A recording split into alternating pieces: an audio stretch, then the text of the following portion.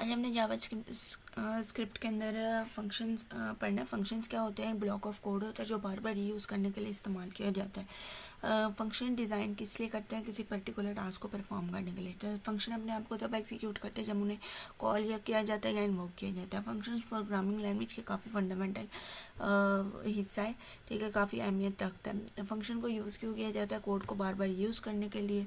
एक दफ़ा आप लोग कोड लिखते हो और बार बार उसको रीयूज़ कर सकते हैं। दूसरी चीज़ है organise code into smaller part, छोटे छोटे पार्ट्स के अंदर अपने कोड को ऑर्गेनाइज करने के लिए। तीसरी चीज़ है make code easier to read and maintain, code आसानी से पढ़ा जा सकता है और मेंटेन भी आराम से किया जा सकता है। कोई मॉडिफिकेशन करनी हो तो फंक्शन के अंदर कोड आराम से मॉडिफाई किया जा सकता है। एक एग्जांपल लेंगे इसकी। फॉर एग्जांपल आप लोगों के पास व्हाट्सएप का के अंदर ही आपके पास गैलरी का कोड हो। अमूमन व्हाट्सएप क्या करता है कि गैलरी के साथ कनेक्ट होता है जब भी उसको फ़ोटोज़ वगैरह जो हो है ना वो चाहिए होती है। व्हाट्सएप के अंदर अपनी कोई गैलरी नहीं होती, उसे गैलरी के साथ कनेक्ट होना पड़ता है, ठीक है। तो अगर फॉर एग्जांपल आप लोग गैलरी का कोड ही व्हाट्सएप के अंदर डाल दो, व्हाट्सएप का पहले ही जो कोड है वो फॉर एग्जांपल आपके पास 2000 लाइन ऑफ कोड है उसका फॉर एग्जांपल। तो जब आप लोग उसे गैलरी के अंदर भी ऐड, गैलरी का कोड भी उसके अंदर ही ऐड कर देंगे तो हो सकता है वो 3000 लाइन ऑफ कोड हो जाए। तो अब यहाँ पे क्या होगा कि 3000 लाइन ऑफ कोड ही अगर व्हाट्सएप में होंगे तो वो पढ़ा भी नहीं जा सकता, वो मॉडिफाई भी नहीं किया जा सकता और डीबग भी करना मुश्किल होगा। तो इसीलिए यहाँ पे एक फंक्शन बना दिया जो फंक्शन जो है वो गैलरी को कॉल करेगा और देन गैलरी की तमाम फ़ोटोज़ व्हाट्सएप के ऊपर जाएंगी, ठीक है। तो यही होता है काम फंक्शंस का। कोड एक दफ़ा बनाया जाता है और बार बार यूज़ किया जाता है। और अब यहाँ पर रीयूज़ की भी क्या एग्जाम्पल आएगी। अब गैलरी के कोड को ना सिर्फ व्हाट्सएप रीयूज़ कर रहा है बल्कि इंस्टाग्राम, फेसबुक, ये तमाम चीज़ें भी गैलरी के साथ कनेक्ट हो रही हैं और उसके कोड को रीयूज़ कर रही है। तो ये भी आपके पास फंक्शंस के अंदर ही आ जाता है, ठीक है। तो देन हमारे पास आगे क्या है, what does function look like. आपके पास फर्स्ट फंक्शन हम लोग देखेंगे कि किस तरह से बनेगा। ओके, फंक्शन को बनाने के लिए आप लोगों को कीवर्ड फंक्शन का इस्तेमाल करना पड़ता है। देन आप लोग नेम लिखेंगे फंक्शन का और देन आप लोग पैरेंथेसिस इस्तेमाल करेंगे। पैरेंथेसिस इस्तेमाल करना ज़रूरी होता है फंक्शन के अंदर। अगर आप लोग पैरेंथेसिस इस्तेमाल नहीं करते तो देन आप लोग का फंक्शन इन्वोक नहीं होगा, मतलब कॉल नहीं होगा। पैरेंथेसिस हमारे पास ये। उसके बाद the code to run is written inside the curly braces. फिर आप लोगों ने जो भी कोड रन करना होता है वो कर्ली ब्रेसेस के अंदर लिखते हैं। फंक्शन के अंदर सबसे पहले फंक्शन का नाम का कीवर्ड आएगा, उसके बाद फंक्शन का नेम आ जाएगा, उसके बाद आपने पैरेंथेसिस लिखनी है, उसके बाद कर्ली ब्रेसेस के अंदर आपने फंक्शन की बॉडी लिखनी है।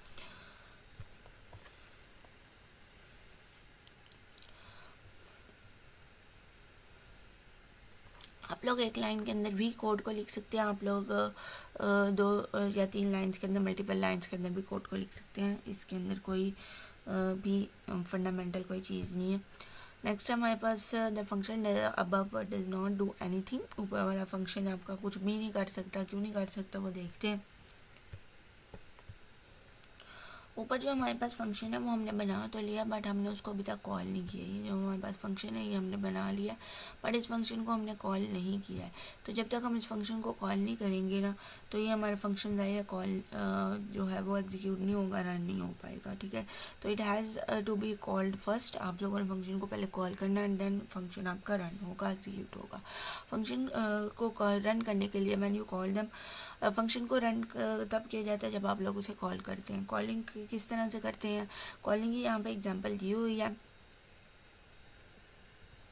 आपने एक फंक्शन बनाया हुआ से हेलो नाम का, ठीक है। उसके बाद आप लोगों ने लेट मैसेज आप लोगों के पास एक वेरिएबल है।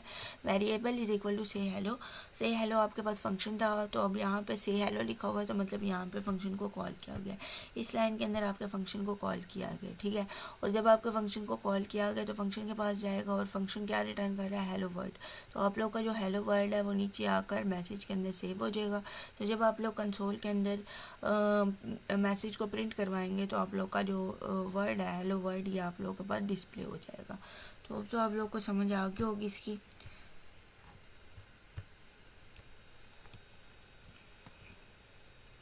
अच्छा, यहाँ पे हमारे पास पैरेंथेसिस है। पैरेंथेसिस का मतलब होता है एग्जीक्यूट ना हो, ठीक है। इधर उधर कॉलिंग के लिए काम करता है।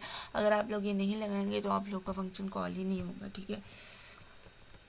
नेक्स्ट है जावास्क्रिप्ट फंक्शन सिंटैक्स। फंक्शन बनाने के लिए आप लोगों के पास क्या है? सबसे पहले फंक्शन बनाने के लिए मैंने जैसे कि आप लोगों को पहले भी बताया कि फंक्शन आप लोगों ने कीवर्ड लिखना है, उसके बाद उसका नाम लिखना है, उसके बाद आप लोगों ने कर्ली ब्रेसेस लगाने हैं। कर्ली ब्रेसेस आप लोग के फंक्शन को कॉल करने में इस्तेमाल करते हैं, लेकिन कर्ली ब्रेसेस पैरेंथेसिस के अंदर हम लोग पैरामीटर भी पास करवाते हैं।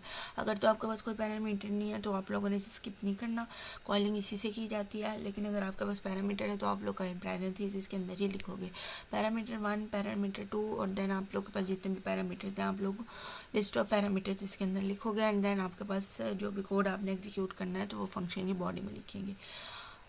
यहाँ पे हमारे पास लिखा गया है कि जी ऑप्शनल पैरामीटर और लिस्टेड इनसाइड पैरेंथेसिस। आप लोग के पास जितने भी पैरामीटर्स हैं वो आप लोग पैरेंथेसिस के अंदर लिख सकते हो।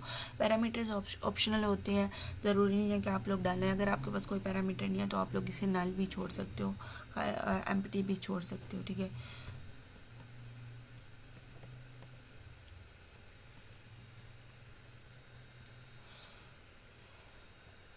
Function can return an optional value back to the caller. अगर आपके पास कोई वैल्यू आप रिटर्न नहीं करवाना चाहते तो आप लोग रिटर्न का कीवर्ड इस्तेमाल ना करें। अगर आप लोग वैल्यू रिटर्न करवाना चाहते हो, वैल्यू रिटर्न कहाँ होती है, जहाँ पे फंक्शन को कॉल किया जाता है, ठीक है। जैसे कि ऊपर वाली एग्जांपल मैसेज में हमने देखा था कि मैसेज को हेलो वर्ड जो है ना वो रिटर्न होकर मैसेज में सेव हो रहा था। तो जब भी आप लोग रिटर्न इस्तेमाल करते हो तो आपकी वैल्यू कहाँ पर रिटर्न होती है, कॉलर को रिटर्न होती है। जिस जहाँ पर चीज़ को कॉल किया गया था आपकी वैल्यू वहाँ पे रिटर्न होती है। तो यहाँ पे हम लोगों ने सिंपल एक फंक्शन बनाया है 2 नंबर्स को मल्टीप्लाई करने के लिए। उसमें पैरामीटर पास करवाए हैं ए और बी नाम का। रिटर्न क्या करवा रहे हैं, ए और बी को मल्टीप्लाई करके वैल्यू रिटर्न करवाएगा। रिटर्न किसको करवाएगा, कॉलर को करवाएगा। लेकिन यहाँ पे अभी हम लोगों ने कोई कॉलर या फिर कोई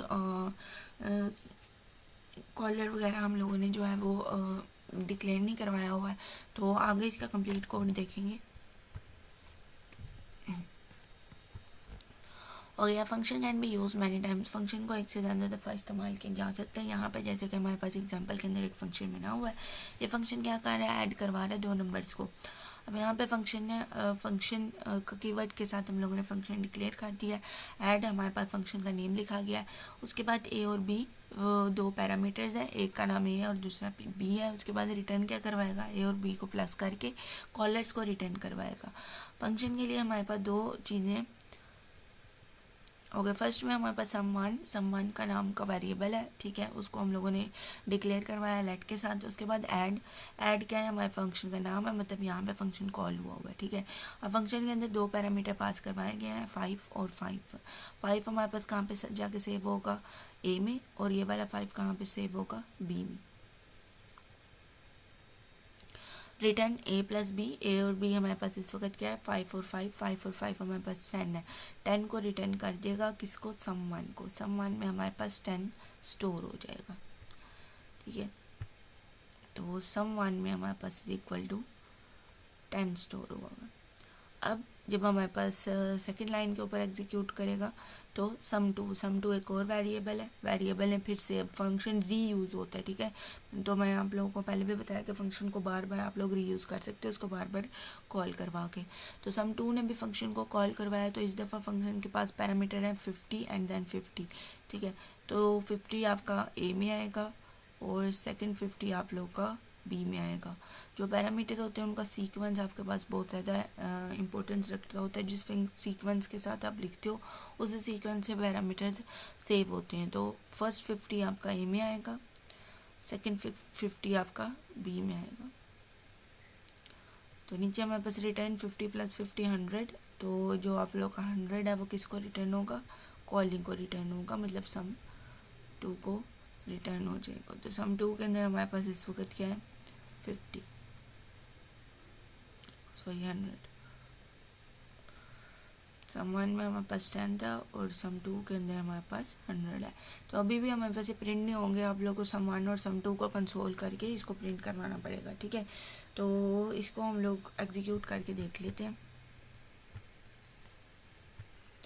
ओके, यहाँ पे हमने फंक्शन बना लिया ऐड नाम का। उसके अंदर 2 पैरामीटर्स हैं हमारे पास। यहाँ पे भी अगर आप लोग विजुअल स्टूडियो के अंदर भी देखेंगे तो ए के ऊपर देखेंगे पैरामीटर कह रहे हैं, ऊपर से बी के भी आपका पास पैरामीटर है।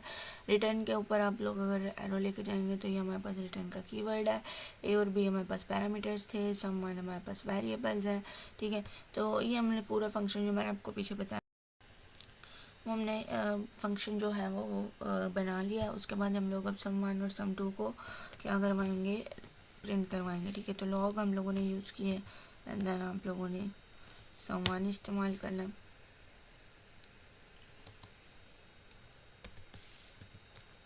एंड आप लोग sum2 भी उसी लाइन में शो करवा सकते हैं।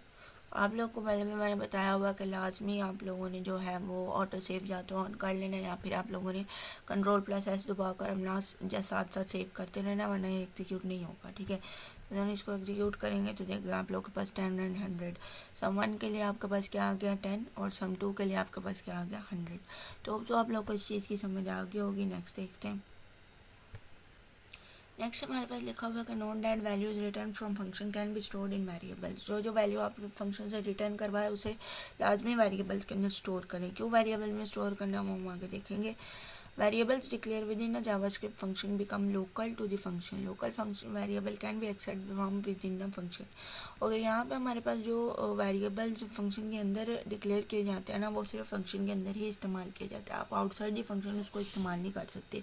ऐसे वेरिएबल को लोकल वेरिएबल्स बोला जाता है। ठीक है, वो फंक्शन में ही रिकॉग्नाइज होते हैं, फंक्शन में ही इस्तेमाल किया जाता है। आउटसाइड दी फंक्शन उनको इस्तेमाल नहीं किया जाता, और जब फंक्शन कंप्लीट हो जाता है वो ऑटोमेटिकली अपने आप को डिस्ट्रॉय कर लेते हैं। ठीक है, तो लोकल वेरिएबल और created when function start and deleted when the function is completed.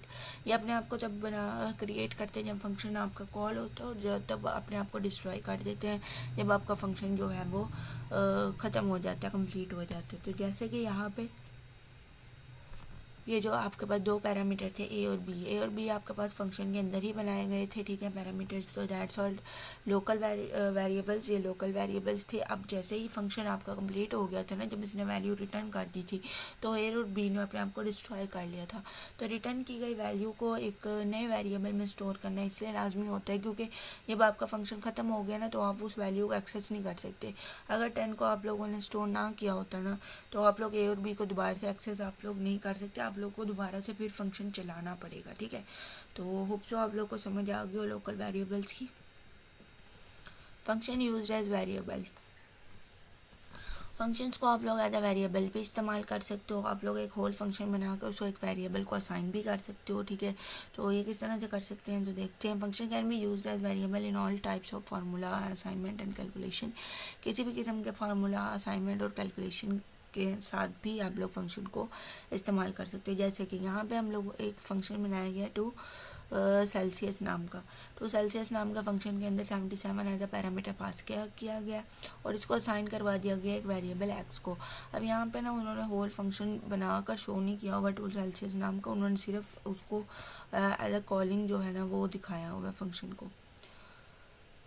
जो कॉलिंग है ना, इन डायरेक्ट काम किया हुआ, सिर्फ फंक्शन की कॉलिंग दिखाई है टू सेल्सियस नाम की। इसको एग्जीक्यूट करके मैं आपको दिखा देती हूँ। टू सेल्सियस नाम के फंक्शन की एक कॉलिंग दिखाई हुई है सिर्फ।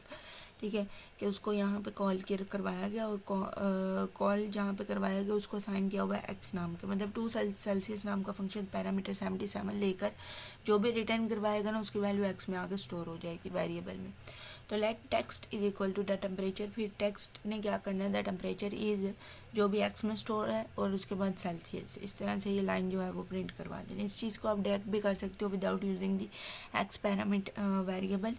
डायरेक्ट इस तरह से करना है कि जहाँ पे आप लोगों ने एक्स का वेरिएबल इस्तेमाल किया वहाँ पे आप लोग डायरेक्ट फंक्शन को ही कॉल कर दो, तो जो भी वैल्यू रिटर्न होगी वो यहाँ पे आकर शो हो जाएगी और देन ये पूरी लाइन आपके पास प्रिंट आउट हो जाएगी। तो होप सो आप लोग को समझ आ गई इस चीज़ की। इसको एग्जीक्यूट करके हम देखेंगे। ओके, यहाँ पे मैंने एक फंक्शन बनाया, फंक्शन का नाम हमारे पास 2 सेल्सियस है। तो 2 सेल्सियस में अब मैंने फ़ारेनहाइट जो है वो एज अ पैरामीटर पास करवाया। ठीक है, फ़ारेनहाइट लोकल वेरिएबल है। उसके बाद रिटर्न के अंदर मैंने ये पूरा जो है वो फ़ारेनहाइट को सेल्सियस के अंदर चेंज करने का पूरा फार्मूला लिख दिया। ठीक है, 5 divided by 9 multiply by Fahrenheit minus 32। ये पूरा फार्मूला मैंने जो है वो राइट डाउन किया।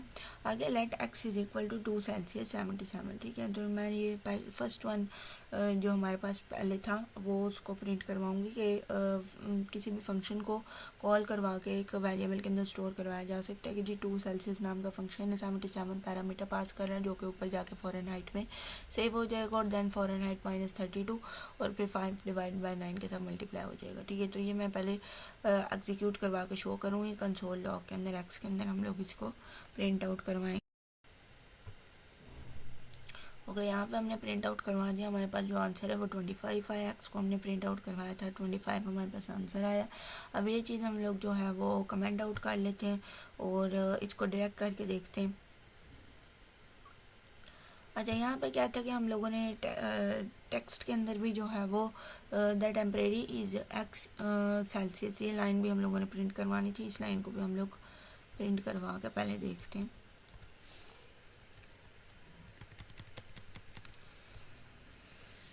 यहाँ पे हम लोग फर्स्ट टेक्स्ट लिख देते हैं। ओके, इसको एग्जीक्यूट करवाते हैं। तो द टेम्परेचर इज़ 25 सेल्सियस हमारे पास जो है वो प्रिंट आउट हो चुका है। तो ये पहले हम लोगों ने क्या किया, एक वेरिएबल बना लिया, उस वेरिएबल के अंदर फंक्शन को कॉल किया विद द पैरामीटर, ठीक है। फिर उस वेरिएबल को हम लोगों ने एक दूसरे वेरिएबल के मैसेज के अंदर जो है वो सेव करवाया, कॉन्कैटिनेट करवाया स्ट्रिंग को, और देन हम लोगों ने लास्ट में लॉग के अंदर उसे शो करवा दिया है दूसरे वेरिएबल को। तो आप लोगों को समझ आ गया हो। अब यहाँ पे हम क्या करते हैं, हम एक्स को रिमूव कर देते हैं और जो कॉलिंग फंक्शन है उसको डायरेक्ट टेक्स्ट के अंदर इस्तेमाल करेंगे। तो ये वाली लाइन जो है हमारी हो जाएगी कमांड आउट।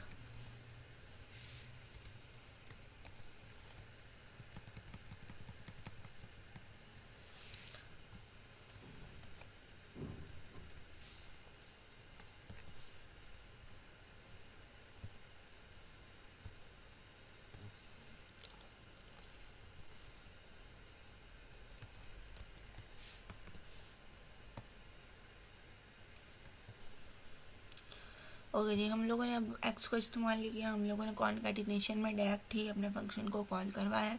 तो इसको एग्जीक्यूट करेंगे, टर्मिनल क्लियर करेंगे, इसको एग्जीक्यूट करेंगे।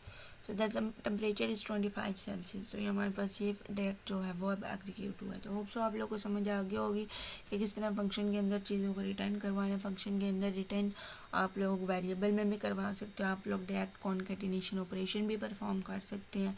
अब आप लोग यहाँ पे अगर आप लोगों ने टेक्स्ट को नहीं भी इस्तेमाल करना तो आप लोग डायरेक्ट कंसोल में भी ये काम कर सकते हैं। टेक्स्ट को हम लोग यहाँ से हटा देते हैं, हम कंसोल को।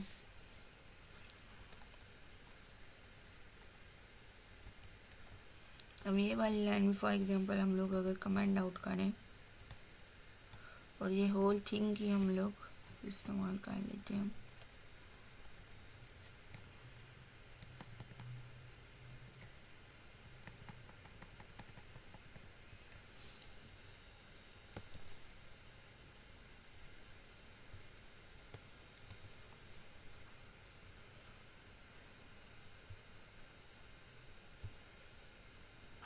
देखिए यहाँ पे अब हम लोगों ने डायरेक्ट किया कि कंसोल के अंदर ही हम लोगों ने ये लाइन जो है वो प्रिंट आउट करवा दी है। तो एक तरीका हमारे पास वेरिएबल एक्स का है, एक तरीका हमारे पास टेक्स्ट का है और तीसरा हमारे पास डायरेक्ट कंसोल का है। तो आप लोग कोई भी इस्तेमाल कर सकते हैं। होप सो आप लोग को इधर तक समझ आ गई होगी। नेक्स्ट हमारे पास अगर फंक्शन को ही यूज़ क्यों करते हैं, फंक्शन कोड ऑर्गेनाइजेशन बहुत अच्छी तरह से कर देता है। बेटर कोड ऑर्गेनाइजेशन होती है, एफिशिएंसी इसके अंदर होती है, ठीक है। सेम कोड को काफ़ी दफ़ा आप लोग रीयूज़ कर सकते हो। Same code with different input can produce different result. एक सेम कोड ही डिफरेंट पैरामीटर्स के साथ डिफरेंट रिजल्ट प्रोड्यूस कर सकता है। ये कैपेबिलिटी भी आपके फंक्शंस के अंदर होती है। फंक्शन इनपुट के अंदर इनपुट और आउटपुट किस तरह से लेते हैं। The most useful functions work like this. Parameter सबसे पहले आ जाते हैं, फिर आर्गुमेंट है, फंक्शन कोड है, रिटर्न आउटपुट है। सबसे पहले आपने पैरामीटर देना होता है। पैरामीटर हम लोगों ने अभी देखा किस तरह से दिया, हम लोगों ने 77 को एज अ पैरामीटर दिया। फिर दूसरी चीज़ आ जाती है आर्गुमेंट। सम वैल्यूज और रिसीव्ड बाय द फंक्शन। कुछ वैल्यूज़ फंक्शन को रिसीव होती हैं, उन्हें कहा जाता है argument.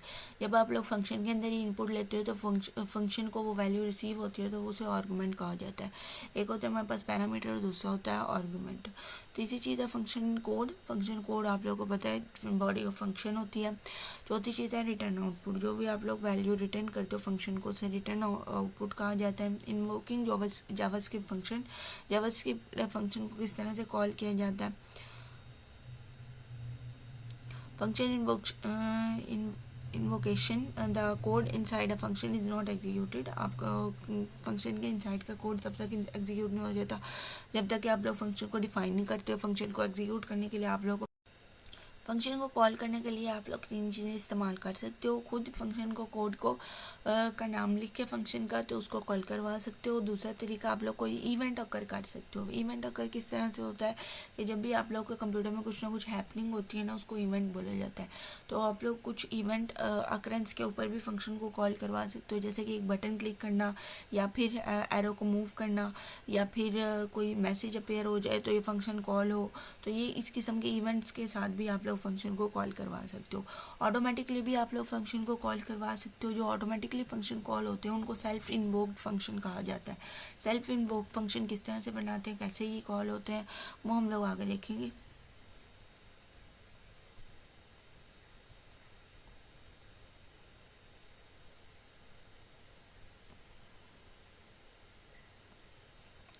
It is also common to use same call a function, call upon a function, start a function, execute a function। आप लोग फंक्शन कॉलिंग के लिए तमाम टर्म्स इस्तेमाल कर सकते हो।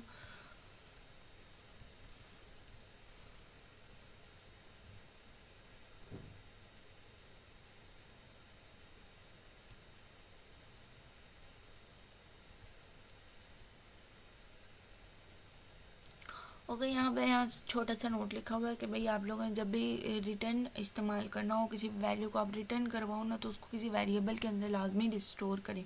क्योंकि अगर आप लोग वेरिएबल को वैल्यू को रिटर्न करवा रहे हो, किसी वेरिएबल में स्टोर नहीं कर रहे ना, तो वो आपकी वैल्यू डिस्प्ले ही नहीं हो पाएगी, वो आपकी वैल्यू की स्टोर ही नहीं होगी। फॉर एग्जाम्पल यहाँ पे अब वैल्यू को रिटर्न करवाया जा रहा है हेलो वर्ड। हेलो वर्ड कहाँ पे कॉलिंग के अंदर रिटर्न होगा, तो यहाँ पे फंक्शन को कॉल करवाया जा रहा है। अगर आप लोग ये वाली लाइन नहीं लिखोगे तो हेलो वर्ड कहीं भी सेव नहीं होगा और ना ही वो आपका शो होगा। तो यहाँ पे अब इस केस में हेलो वर्ड कहाँ पे सेव हो रहा है, ग्रीटिंग्स के अंदर सेव हो रहा है। तो देन आप लोग रिजल्ट को आराम से डिस्प्ले करवा सकते हो, शो करवा सकते हो। अब यहाँ पे मैं आप लोगों को बता दूँ कि आप लोगों ने डिस्प्ले किस तरह से करवाना है। आप लोग लॉग कंसोल लॉग को इस्तेमाल कर सकते हो, लेकिन आप लोग की जो जावा स्क्रिप्ट होती है वो एक स्क्रिप्टिंग लैंग्वेज होती है। तो स्क्रिप्टिंग लैंग्वेज के अंदर आप लोगों ने ज़ाहिर है वो HTML के अंदर साथ इस्तेमाल करनी है। तो ये चीज़ मैं आप लोगों को पहले ही बता देती हूँ कि HTML के अंदर इस्तेमाल करने के लिए आप लोगों ने क्या करना है कि फॉर एग्जांपल आप लोग का पहले तो यहाँ पे फंक्शन बना हुआ है, ठीक है। तो फंक्शन से हेलो नाम का आपके पास बना हुआ है, उसके अंदर हेलो वर्ड आपके पास रिटर्न हो रहा है। तो एक तो चीज़ है कि कंसोल के लॉग के को इस्तेमाल करके जो हम लोगों ने पीछे किया वो आप लोग प्रिंट करवा रहे थे, ठीक है। तो ये देखें लॉग कंसोल को इस्तेमाल करके हेलो वर्ड से हेलो जो है वो आपका लॉग कंसोल के अंदर ही हमने लिख लिया। तो जो भी रिटर्न हो रहा है हेलो वर्ड वो आपका डायरेक्ट प्रिंट हो रहा है। दूसरी चीज़ है क्योंकि एक स्क्रिप्टिंग लैंग्वेज है तो आप लोगों ने HTML के साथ इसे इस्तेमाल करना ऑलवेज। HTML के साथ इस्तेमाल करने के लिए आप लोगों ने क्या करना है कि सबसे पहले आप लोगों ने जावा स्क्रिप्ट के लिए हमेशा लफ्ज़ स्क्रिप्ट का इस्तेमाल करना है। स्क्रिप्ट का इस्तेमाल करके आप लोगों ने अपना फंक्शन बना लेना है। फंक्शन तमाम आपने जो भी रिटर्न वगैरह करवाना वो भी फंक्शन की बॉडी भी लिख देनी है। तो जब आप लोग का फंक्शन कॉल होगा तो क्योंकि यहाँ पे डायरेक्ट कॉल करवाना है तो फंक्शन कॉलिंग के अंदर ना डिस्प्लेइंग के अंदर हम लोग document dot gate element bye ID demo dot inner HTML का इस्तेमाल करते हैं चीज़ों को डिस्प्ले करवाने के लिए। ये क्यों इस्तेमाल होता है, किस लिए इस्तेमाल होता है, वो भी मैं आप लोगों को दिखाती हूँ। डॉक्यूमेंट डॉट गेट ID को इस्तेमाल करने के लिए तो सबसे पहले आप लोगों ने अपनी एक फ़ाइल क्रिएट कर लेनी है और फंक्शन है तो फंक्शन नाम की ही हम लोग फ़ाइल क्रिएट कर लेते हैं .html। अब यहाँ पे क्या है कि डॉक्यूमेंट गेट डॉट ID जो है वो सिर्फ HTML के साथ ही चलती है। तो आप लोगों ने लफ्ज़ HTML ही लिखना है, ठीक है। उसकी ही एक्सटेंशन लगानी है, JS की एक्सटेंशन आपने नहीं लगानी। तो HTML के आप लोग एक्सटेंशन लगाएंगे। देन आप लोगों ने नॉर्मल जो आपका HTML का कोड है, ठीक है, वो आप लोग लिख लें। HTML5 हम लोग इस्तेमाल करेंगे तो ये आपके पास HTML का कोड आ जाएगा। देन आप लोग यहाँ पे अपने वेबसाइट का कोई टाइटल देंगे। हम लोग फंक्शन ही इस्तेमाल कर रहे हैं तो वेबसाइट का टाइटल भी हम फंक्शंस ही दे देते हैं, ठीक है। नेक्स्ट हमारे पास बॉडी आ जाती है। बॉडी के अंदर आप लोगों ने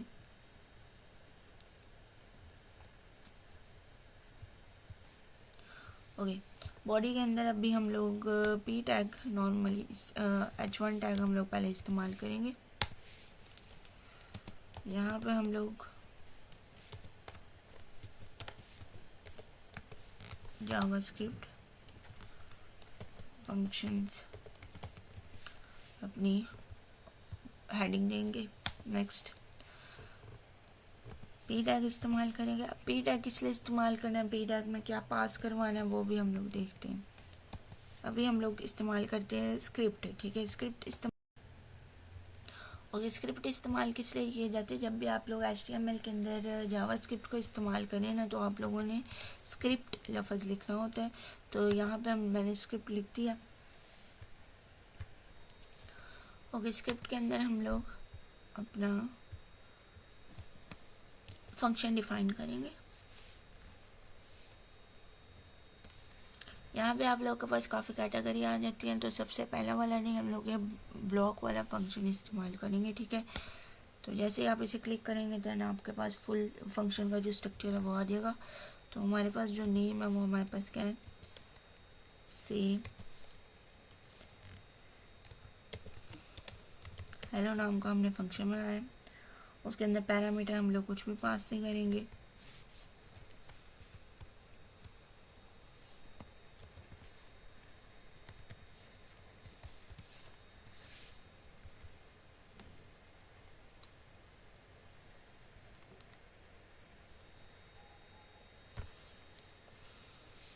रिटर्न हमने इस फंक्शन के अंदर क्या करवाना, हमने रिटर्न करवाना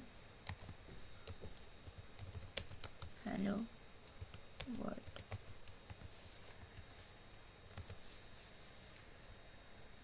ओके, नेक्स्ट हमारे पास फंक्शन तो बन गया। अब फंक्शन को हमने कॉल करवाना है।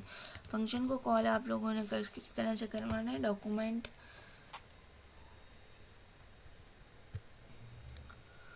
ओके। फंक्शन के अंदर हम लोगों ने चीज़ों को डिस्प्ले किस तरह करवाना है, तो डॉक्यूमेंट डॉट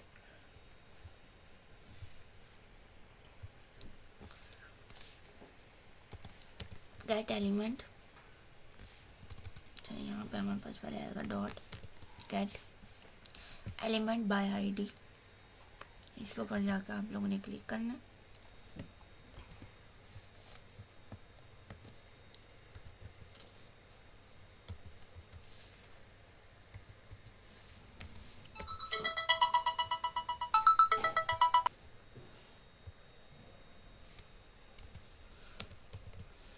ओके, यहाँ पे हमारे पास इनर HTML हम लोगों ने सिलेक्ट करना है, और देन हमारे पास इक्वल, और तब हम लोगों ने इस फंक्शन को कॉल करवाना है। फंक्शन को कॉल एंड देन आपके पास ये parenthesis and then semicolon. Okay, यहाँ पे हम लोगों ने क्या किया कि document is equal to get element by ID किस लिए इस्तेमाल होता है। अब यहाँ पे जो हम लोगों ने ये किस लिए इस्तेमाल होता है, ये ना आपके इनर HTML के अंदर आप लोगों की स्क्रिप्टिंग लैंग्वेज है जो वोल स्क्रिप्ट होती है ना, इसको इसके अंदर इनर HTML के अंदर पास करवाता है। इनर HTML के अंदर हम लोग इसको पास करवाएंगे। हम लोग क्या करेंगे भाई, से हेलो को कॉल करना, ठीक। और इसे हेलो को कॉल करके हमारे पास जो भी वैल्यू रिटर्न होगी, क्या रिटर्न हो रहा है, हेलो वर्ड रिटर्न हो रहा है। हेलो वर्ड आप लोगों का यहाँ पे आ जाएगा, ठीक है। रिटर्न जब इसको कॉलर के पास रिटर्न करवाया जाएगा, हेलो वर्ड यहाँ पे आ जाएगा। अब हेलो वर्ड के अंदर क्या होगा कि हमारे पास इनर HTML के अंदर हमने उसे शो करना। What is the inner HTML, ये जो आपके पास है ना, ये आपके पास इनर HTML है, ठीक है। ये जो हिस्सा हमने बनाया ना, ये हमारे पास इनर HTML। तो हम से हेलो वर्ल्ड को हम लोग इनर HTML के अंदर भेज रहे हैं। कैसे भेज रहे हैं, अब इनर HTML तो हम उसे भेज रहे हैं, लेकिन हमें कोई वेरिएबल चाहिए जिसके अंदर हम उसे पास करवाएं। तो डेमो इज़ द वेरिएबल, ठीक है। तो हम लोगों ने क्या इसमें लिखा, gate element by ID. ID के तौर पे एलिमेंट को जो है वो गेट करो। एलिमेंट कौन सा, हमारे पास ये जो फंक्शन से रिटर्न होगा ना, वो हमारे पास एलिमेंट है। एलिमेंट को शो करवाना है इनर HTML में, और एलिमेंट के लिए आईडी कौन सी है, डेमो की आईडी है। तो होप्स हो आप लोग को इसकी समझ आ गई हो। अगर आपको इसकी समझ नहीं आई तो आप लोग मेरे से दोबारा से पूछ सकते हैं। तो फिर से मैं बता देती हूँ कि इनर HTML आपके पास ये बॉडी ऑफ HTML है, ठीक है। आपने हेलो से हेलो के साथ जो भी आपके पास रिटर्न हुआ है हेलो वर्ड, वो आपके पास यहाँ पे आएगा, और देन उसे इनर HTML में शो करवाना है। इनर HTML में शो करवाने के लिए हम लोग को गेट एलिमेंट बाय आईडी का इस्तेमाल करना पड़ेगा। और आईडी हमारे लिए कौन सा वेरिएबल बनेगा, डेमो। आप लोग डेमो के अलावा कोई और नाम भी इस्तेमाल कर सकते हो।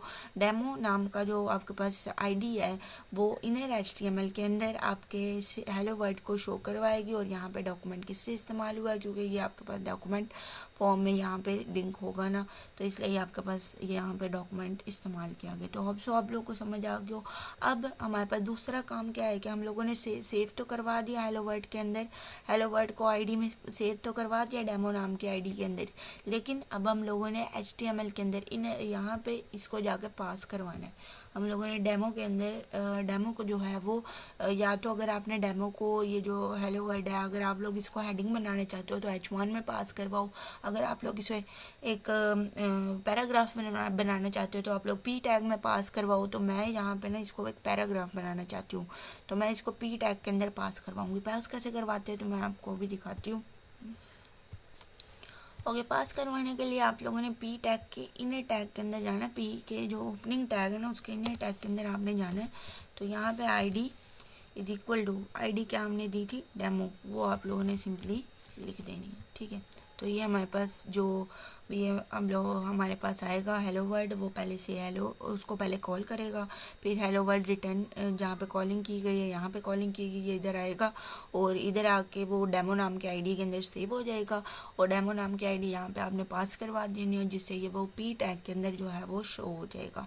तो यहाँ पे आप लोग उसके साथ भी अगर कुछ शो करवाना चाहो तो आप लोग करवा सकते हो, लाइक हेलो वर्ल्ड, और देन आप लोग उसके साथ भी कुछ पास करवा सकते हो लाइक ओके। पहले हम लोग बगैर कुछ लिखे हम लोग इसको एग्जीक्यूट करते हैं। ठीक है, तो इसको एग्जीक्यूट, अच्छा यहाँ पे आप लोगों ने लाइव सर्वर को डाउनलोड कर लेना है। आप लोग बगैर लाइव सर्वर के भी कर सकते हो, लेकिन अगर आप लाइव सर्वर को कर लो तो आप लोगों के लिए ज़्यादा जो है वो इजी वे हो जाएगा।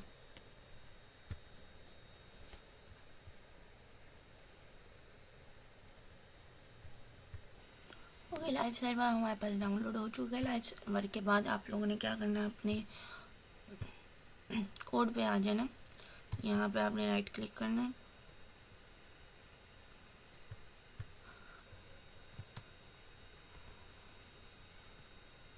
और यहाँ पे जब आप लोग राइट क्लिक करोगे तो जब आपका लाइव सर्वर डाउनलोड हो जाएगा तो आपको ये ऑप्शन नज़र आएगा ओपन विद लाइव सर्वर। ठीक है, तो आप लोगों ने इसको क्लिक करना है,